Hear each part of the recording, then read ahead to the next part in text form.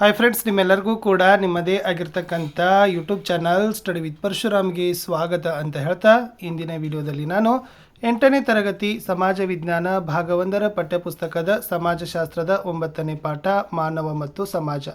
So ಈ ಪಾಠದ ಅಭ್ಯಾಸ ಪ್ರಶ್ನೋತ್ತರಗಳನ್ನು ನೋಡೋಣ. ವಿಡಿಯೋನ ಲೈಕ್, ಶೇರ್ ಮತ್ತು ಸಬ್ಸ್ಕ್ರೈಬ್ ಮಾಡೋದನ್ನು ಮಾತ್ರ ಮರೆಯದಿರಿ. 8ಗೆ ಸಂಬಂಧಪಟ್ಟಂತೆ ಕನ್ನಡ ಆಗಿರ್ಬೋದು, ಇಂಗ್ಲೀಷ್, ಹಿಂದಿ, SS ನಲ್ಲಿ ನಾವು ಪಾಠದ ಪ್ರಶ್ನೋತ್ತರಗಳನ್ನು ಹಾಕ್ತಾ ಇದ್ದೀವಿ. ಸೈನ್ಸು ಬರ್ತಾ ಇದ್ದಾವೆ, ಅವುಗಳನ್ನು ಸಹಿತ ವೇಟ್ ಮಾಡಿ ಅಂತ ಹೇಳ್ತಾ, ಪ್ರತಿ ವಿಷಯದಲ್ಲಿ LBAಗಳನ್ನು ನಿಮ್ಮ FA ಪರೀಕ್ಷಾ ಪ್ರಶ್ನೆ ಪತ್ರಿಕೆ ಮತ್ತು ಕೀ ಉತ್ತರಗಳನ್ನು ಸಹಿತ ಕೂಡ ಹಾಕ್ತಾ ಇದ್ದೀವಿ. ವಿಡಿಯೋನ ಲೈಕ್, ಶೇರ್ ಮತ್ತು ಕಮೆಂಟ್ ಪಕ್ಕ ಹೈಪ್ ಇದೆ, ಹೈಪನ್ನು ಒತ್ತಿ ಅಂತ ಹೇಳ್ತಾ ಈ ವಿಡಿಯೋವನ್ನು ಪ್ರಾರಂಭಿಸ್ತೀನಿ. ಅಭ್ಯಾಸಗಳು. ಮುಖ್ಯ ಪ್ರಶ್ನೆ 1, ಖಾಲಿ ಬಿಟ್ಟ ಸ್ಥಳಗಳನ್ನು ಸೂಕ್ತ ಪದಗಳಿಂದ ಭರ್ತಿ ಮಾಡಿರಿ. ಮೊದಲ ಪ್ರಶ್ನೆ, ಮಾನವನು ಡ್ಯಾಶ್ ಜೀವಿ. ಸರಿಯಾದ ಉತ್ತರ ಸಮಾಜ. ಎರಡನೇ ಪ್ರಶ್ನೆ, ಔಪಚಾರಿಕ ಶಿಕ್ಷಣ ಡ್ಯಾಶ್ ಎಲ್ಲಿ ದೊರೆಯುತ್ತದೆ ಅಂತ ಕೇಳಿದ್ದಾರೆ. ಶಾಲೆ. ಮುಂದಿನ ಪ್ರಶ್ನೆ, ಸಮಾಜಶಾಸ್ತ್ರದ ಪಿತಾಮಹ ಡ್ಯಾಶ್. ಸರಿಯಾದ ಉತ್ತರ ಅಗಸ್ಟ್ ಕಾಮ್ಟೆ. ಪ್ರಶ್ನೆ 4, ಮಾನವನಂತಾಗಲು ಡ್ಯಾಶ್ ಅಗತ್ಯ ಅಂತ ಕೇಳಿದರೆ. ಸರಿಯಾದ ಉತ್ತರ ಬರೀಬೇಕಾಗಿತ್ತು ಸಾಮಾಜಿಕ ಸಂಬಂಧಗಳು. ಪ್ರಶ್ನೆ 5, ಮಾನವನು ತನ್ನ ಭಾವನೆಯನ್ನು ಡ್ಯಾಶ್ ಮೂಲಕ ವ್ಯಕ್ತಪಡಿಸ್ತಾನೆ ಅಂತ ಕೇಳಿದರೆ. ಅದು ದೈಹಿಕ ಸಂಜ್ಞೆ ಅಥವಾ ಸೂಚನೆ ಅಥವಾ ಭಾಷೆ ಮೂಲಕ ಅಂತ ಬರೆದ್ರೆ ಸಾಕು. ಇನ್ನು 2-3 ವಾಕ್ಯದಲ್ಲಿ ಉತ್ತರವನ್ನು ಬಯಸ್ತಕ್ಕಂಥ ಪ್ರಶ್ನೆಗಳಿದ್ದಾವೆ.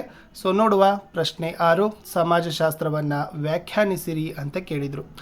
ಇಲ್ಲಿ ಆಗಸ್ಟ್ ಕಾಮ್ಟೆ ಅವರು ಸಮಾಜಶಾಸ್ತ್ರಕ್ಕೆ ಕೊಟ್ಟಿರುವ ವಾಕ್ಯವನ್ನು ಗಮನಿಸೋದಾದರೆ ಮಕ್ಕಳೇ, ಸಮಾಜವನ್ನು ಅಧ್ಯಯನ ಮಾಡುವ ವಿಜ್ಞಾನಕ್ಕೆ ಅವರು ಸಮಾಜಶಾಸ್ತ್ರ ಅಂತಲೇ ಕರೆದಿರೋದು. ಮುಂದಿನ ಪ್ರಶ್ನೆ, ಸಾಮಾಜೀಕರಣ ಅಂದರೆ ಏನು? ನಾವು ಸಮಾಜದ ಸದಸ್ಯರಾಗಬೇಕಾದರೆ ಸಮಾಜದಲ್ಲಿಯೇ ಬಾಳಬೇಕು.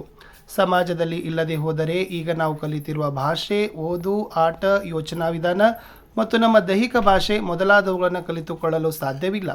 ಹೀಗೆ ಕಲಿತುಕೊಳ್ಳೋ ಪ್ರಕ್ರಿಯೆಯನ್ನೇ ಸಾಮಾಜೀಕರಣ ಅಂತ ಕರಿತೀವಿ. ಪ್ರಶ್ನೆ 8, ಮಿಡ್ನಾಪುರದಲ್ಲಿ ಸಿಕ್ಕ ಕಮಲೆಯು ಹೇಗಿದ್ದಳು? ಉತ್ತರ, 1926ರಲ್ಲಿ ಮಿಡ್ನಾಪುರದಲ್ಲಿ ಸಿಕ್ಕ ಕಮಲೆ ಎಂಬ ಹುಡುಗಿಯು 9 ವರ್ಷಗಳನ್ನು ಕಾಡಿನಲ್ಲಿ ಪ್ರಾಣಿಗಳೊಂದಿಗೆ ಕಳೆದಿದ್ದಳು. ಅಲ್ಲಿ ಹಸಿ ಮಾಂಸ ತಿನ್ನುತ್ತಾ ಪಶುಗಳಂತೆ 4 ಕಾಲುಗಳಲ್ಲಿ ನಡೆಯುತ್ತಿದ್ದಳು. ಪ್ರಶ್ನೆ 9, ಆರಂಭಿಕ ಸಮಾಜಶಾಸ್ತ್ರಜ್ಞರನ್ನು ಹೆಸರಿಸಿರಿ. August Comte, Karl Marx, Max Weber, Herbert Spencer ಇವರೆಲ್ಲರೂ ಕೂಡ ಏನಪ್ಪ ಅಂತಂದರೆ ಆರಂಭಿಕ ಸಮಾಜಶಾಸ್ತ್ರಜ್ಞರ ಪಟ್ಟಿಯಲ್ಲಿ ಬರ್ತಾರೆ. ನೆಕ್ಸ್ಟ್ 4-5 ವಾಕ್ಯಗಳಲ್ಲಿ ಉತ್ತರಗಳನ್ನು ನೋಡೋದಾದರೆ. ಪ್ರಶ್ನೆ 10, ಮಾನವನು ಸಮಾಜಜೀವಿ ಎಂಬುದನ್ನು ವಿವರಿಸಿರಿ. ಉತ್ತರ, ವ್ಯಕ್ತಿ ಮತ್ತು ಸಮಾಜದ ನಡುವಿನ ಸಂಬಂಧ ಅನನ್ಯವಾದದ್ದು.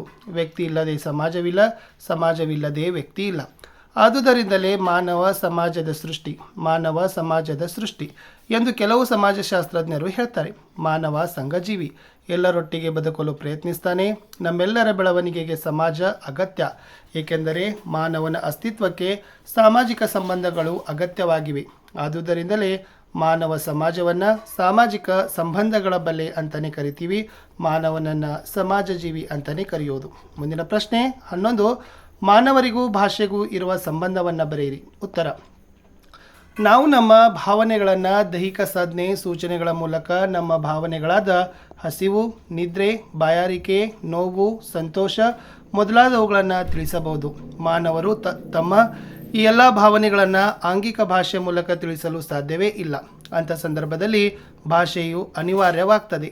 ನಾವು ಮಾತನಾಡುವಾಗ ಅಪ್ಪ, ಅಮ್ಮ, ಅಣ್ಣ, ಅಕ್ಕ, ಚಿಕ್ಕಪ್ಪ, ದೊಡ್ಡಪ್ಪ ಮೊದಲಾದ ಪದಗಳನ್ನು ಬಳಸ್ತೇವೆ.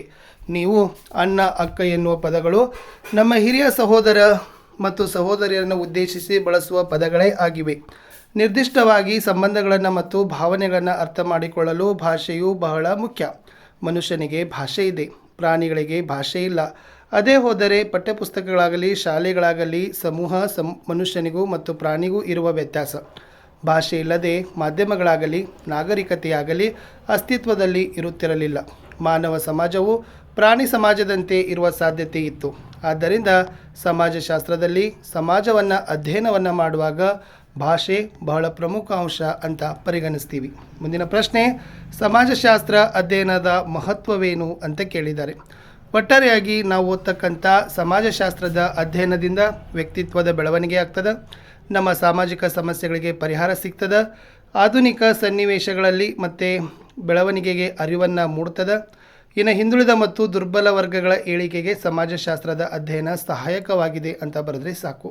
ಇಷ್ಟಿತ್ತು ಈ ಪಾಠದ ಪ್ರಶ್ನೋತ್ತರಗಳಂತ ಹೇಳ್ತಾ ಸಿಗ್ತೀನಿ ಹೊಸ ವಿಡಿಯೋದಲ್ಲಿ. ವಿಡಿಯೋನ ಲೈಕ್, ಶೇರ್ ಮತ್ತು ಸಬ್ಸ್ಕ್ರೈಬ್ ಮಾಡೋದನ್ನು ಮಾತ್ರ ಮರೆಯದಿರಿ. ಕಮೆಂಟ್ ಪಕ್ಕ ಹೈಪ್ ಇದೆ, ಹೈಪನ್ನು ಒತ್ತಿ ಅಂತ ಹೇಳ್ತಾ ಬಾಯ್.